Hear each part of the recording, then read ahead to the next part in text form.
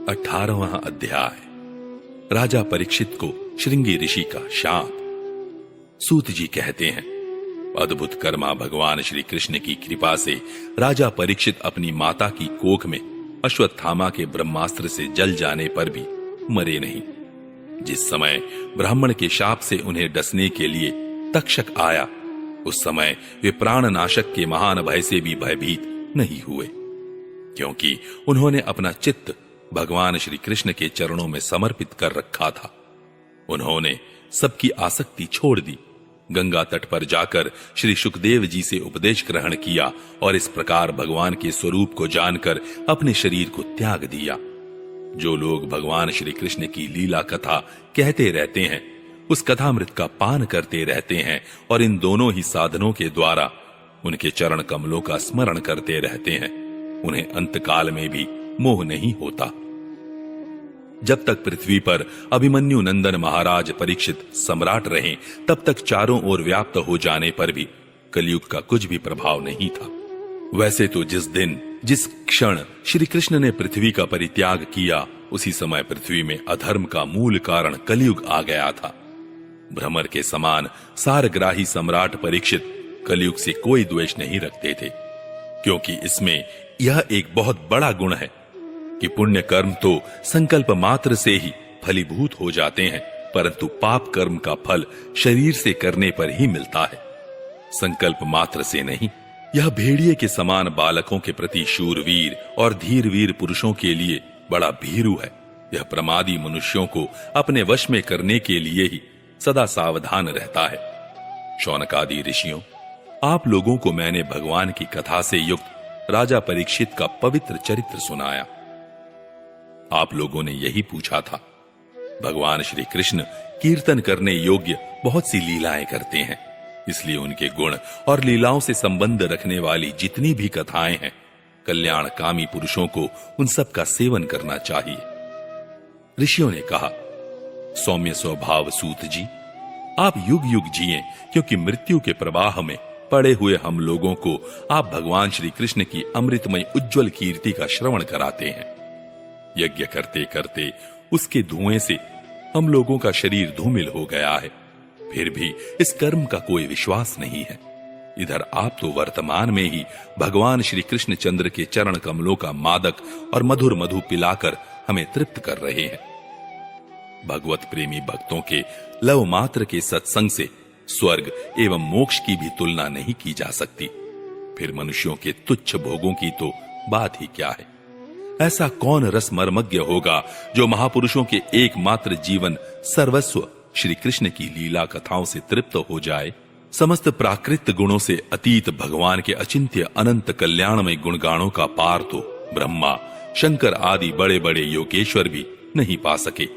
विद्वन, आप भगवान को ही अपने जीवन का ध्रुव तारा मानते हैं, इसलिए आप सत्पुरुषों के एकमात्र आश्रय भगवान के उदार और विशुद्ध चरित्रों का हम श्रद्धालु श्रोताओं के लिए विस्तार से वर्णन कीजिए। भगवान के परम प्रेमी महाबुद्धि परीक्षित ने श्री सुखदेव जी के उपदेश किए हुए जिस ज्ञान से मोक्ष स्वरूप भगवान के चरण कमलों को प्राप्त किया, आप कृपा करके उसी ज्ञान और परीक्षित के परम पवित्र उपाख्यान का वर्णन कीजिए, क्योंकि उसमें कोई बात छिपा कर नहीं कही गई होगी और भगवत प्रेम की अद्भुत योग निष्ठा का निरूपण किया गया होगा। उसमें पद पद पर भगवान श्री कृष्ण की लीलाओं का वर्णन हुआ होगा। भगवान के प्यारे भक्तों को वैसा प्रसंग सुनने में बड़ा रस मिलता है।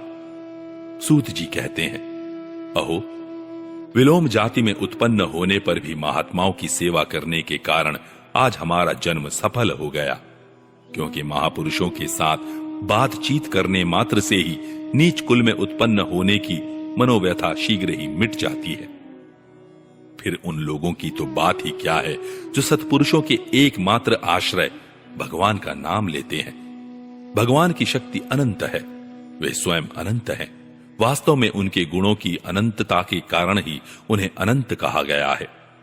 भगवान के गुणों की समता भी जब कोई नहीं कर सकता, तब उनसे बढ़कर तो कोई हो ही कैसे सकता है। उनके गुणों की यह विशेषता समझाने के लिए इतना कह देना ही पर्याप्त है कि लक्ष्मी जी अपने को प्राप्त करने की इच्छा से प्रार्थना करने वाले ब्रह्मादि देवताओं को छोड़कर भगवान के न चाहने पर भी उनके चरण कमलों की रज का ही सेवन करती है। ब्रह्मा जी ने भगवान के चरणों का प्रक्षालन करने के लिए जो जल समर्पित किया था, वही उनके चरण नखों से निकलकर गंगा जी के रूप में प्रवाहित हुआ। यह जल महादेव जी सहित सारे जगत को पवित्र करता है। ऐसी अवस्था में त्रिभुवन में श्री कृष्ण के अतिरिक्त भगवान शब्द का दूसरा और क्या अर्थ हो सकता है। जिनके प्रेम को प्राप्त करके धीर पुरुष बिना किसी हिचक के देह गेह आदि की दृढ़ आसक्ति को छोड़ देते हैं और उस अंतिम परमहंस आश्रम को स्वीकार करते हैं, जिसमें किसी को कष्ट न पहुंचाना और सब ओर से उपशांत हो जाना ही स्वधर्म होता है। सूर्य के समान प्रकाशमान महात्माओं, आप लोगों ने मुझसे जो कुछ पूछा है वह मैं अपनी समझ के अनुसार सुनाता हूं। जैसे पक्षी अपनी शक्ति के अनुसार आकाश में उड़ते हैं, वैसे ही विद्वान लोग भी अपनी अपनी बुद्धि के अनुसार ही श्री कृष्ण की लीला का वर्णन करते हैं। एक दिन राजा परीक्षित धनुष लेकर वन में शिकार खेलने गए हुए थे। हरिणों के पीछे दौड़ते दौड़ते वे थक गए और उन्हें बड़े जोर की भूख और प्यास लगी। जब कहीं उन्हें कोई जलाशय नहीं मिला, तब वे पास के ही एक ऋषि के आश्रम में घुस गए। उन्होंने देखा कि वहां आंखें बंद करके शांत भाव से एक मुनि आसन पर बैठे हुए हैं। इंद्रिय, प्राण, मन और बुद्धि के निरुद्ध हो जाने से वे संसार से ऊपर उठ गए थे। जागृत, स्वप्न, सुषुप्ति तीनों अवस्थाओं से रहित निर्विकार ब्रह्म रूप तुरीय पद में वे स्थित थे। उनका शरीर बिखरी हुई जटाओं से और कृष्ण मृगचर्म से ढका हुआ था। राजा परीक्षित ने ऐसी ही अवस्था में उनसे जल मांगा, क्योंकि प्यास से उनका गला सूखा जा रहा था। जब राजा को वहां बैठने के लिए तिनके का आसन भी न मिला, किसी ने उन्हें भूमि पर भी बैठने को न कहा, अर्घ्य और आदर भरी मीठी बातें तो कहां से मिलती, तब अपने को अपमानित सा मानकर वे क्रोध के वश हो गए। शौनक जी, वे भूख प्यास से छटपटा रहे थे, इसलिए एकाएक उन्हें ब्राह्मण के प्रति ईर्ष्या और क्रोध हो आया। उनके जीवन में इस प्रकार का यह पहला ही अवसर था। वहां से लौटते समय उन्होंने क्रोधवश धनुष की नोक से एक मरा सांप उठाकर ऋषि के गले में डाल दिया और अपनी राजधानी में चले गए। उनके मन में यह बात आई कि इन्होंने जो अपने नेत्र बंद कर रखे हैं, सो क्या वास्तव में इन्होंने अपनी सारी इंद्रिय वृत्तियों का निरोध कर लिया है, अथवा इन राजाओं से हमारा क्या प्रयोजन है, यूं सोचकर इन्होंने झूठ मूठ समाधि का ढोंग रच रखा है। उन शमीक मुनि का पुत्र बड़ा तेजस्वी था। वह दूसरे ऋषि कुमारों के साथ पास ही खेल रहा था। जब उस बालक ने सुना कि राजा ने मेरे पिता के साथ दुर्व्यवहार किया है, तब वह इस प्रकार कहने लगा, ये नरपति कहलाने वाले लोग उच्छिष्ट भोजी कौओं के समान संड मुसंड होकर कितना अन्याय करने लगे हैं।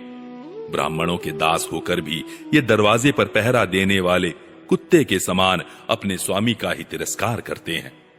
ब्राह्मणों ने क्षत्रियों को अपना द्वारपाल बनाया है। उन्हें द्वार पर रहकर रक्षा करनी चाहिए। घर में घुसकर स्वामी के बर्तनों में खाने का उसे अधिकार नहीं है। अतएव उन्मार्गगामियों के शासक भगवान श्री कृष्ण के परम धाम पधार जाने पर इन मर्यादा तोड़ने वालों को आज मैं दंड देता हूँ। मेरा तपोबल देखो।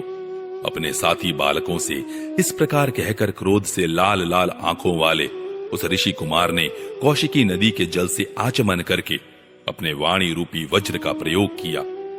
कुलांगार परीक्षित ने मेरे पिता का अपमान करके मर्यादा का उल्लंघन किया है, इसलिए मेरी प्रेरणा से आज के 7वें दिन उसे तक्षक सर्प डस लेगा। इसके बाद वह बालक अपने आश्रम पर आया और अपने पिता के गले में सांप देखकर उसे बड़ा दुख हुआ तथा वह ढाड़ मारकर रोने लगा। विप्रवर शौनक जी, शमीक मुनि ने अपने पुत्र का रोना चिल्लाना सुनकर धीरे धीरे अपनी आंखें खोली और देखा कि उनके गले में एक मरा सांप पड़ा है। उसे फेंककर उन्होंने अपने पुत्र से पूछा, बेटा तुम क्यों रो रहे हो? किसने तुम्हारा अपकार किया है? उनके इस प्रकार पूछने पर बालक ने सारा हाल कह दिया। ब्रह्म ऋषि शमीक ने राजा के शाप की बात सुनकर अपने पुत्र का अभिनंदन नहीं किया। उनकी दृष्टि में परीक्षित शाप के योग्य नहीं थे। उन्होंने कहा, ओह मूर्ख बालक, तूने बड़ा पाप किया। खेद है कि उनकी थोड़ी सी गलती के लिए तूने उनको इतना बड़ा दंड दिया। तेरी बुद्धि भी कच्ची है। तुझे भगवत स्वरूप राजा को साधारण मनुष्यों के समान नहीं समझना चाहिए, क्योंकि राजा के दुस्सह तेज से सुरक्षित और निर्भय रहकर ही प्रजा अपना कल्याण संपादन करती है। जिस समय राजा का रूप धारण करके भगवान पृथ्वी पर नहीं दिखाई देंगे, उस समय चोर बढ़ जाएंगे और आरक्षित भेड़ों के समान एक क्षण में ही लोगों का नाश हो जाएगा। राजा के नष्ट हो जाने पर धन आदि चुराने वाले चोर जो पाप करेंगे, उसका साथ हमारा कोई संबंध न होने पर भी वह हम पर भी लागू होगा, क्योंकि राजा के न रहने पर लुटेरे बढ़ जाते हैं और वे आपस में मारपीट, गाली गलौज करते हैं, साथ ही पशु, स्त्री और धन संपत्ति भी लूट लेते हैं। उस समय मनुष्यों का वर्णाश्रमचार युक्त वैदिक आर्य धर्म लुप्त हो जाता है। अर्थ, लोभ और काम वासना के विवश होकर लोग कुत्तों और बंदरों के समान वर्ण संकर हो जाते हैं। सम्राट परीक्षित तो बड़े ही यशस्वी और धर्म धुरंधर हैं। उन्होंने बहुत से अश्वमेध यज्ञ किए हैं और वे भगवान के परम प्यारे भक्त हैं। वे ही राज ऋषि भूख प्यास से व्याकुल होकर हमारे आश्रम पर आए थे। वे शाप के योग्य कदापि नहीं है। इस नासमझ बालक ने हमारे निष्पाप सेवक राजा का अपराध किया है। सर्वात्मा भगवान कृपा करके इसे क्षमा करें। भगवान के भक्तों में भी बदला लेने की शक्ति होती है, परंतु वे दूसरों के द्वारा किए हुए अपमान, धोखेबाजी, गाली गलौज, आक्षेप और मारपीट का कोई बदला नहीं लेते। महामुनि शमीक को पुत्र के अपराध पर बड़ा पश्चाताप हुआ। राजा परीक्षित ने जो उनका अपमान किया था, उस पर तो उन्होंने ध्यान ही नहीं दिया। महात्माओं का स्वभाव ही ऐसा होता है कि जगत में जब दूसरे लोग उन्हें सुख दुखादि द्वंद्वों में डाल देते हैं, तब भी वे प्रायः हर्षित या व्यथित नहीं होते, क्योंकि आत्मा का स्वरूप तो गुणों से सर्वथा परे है।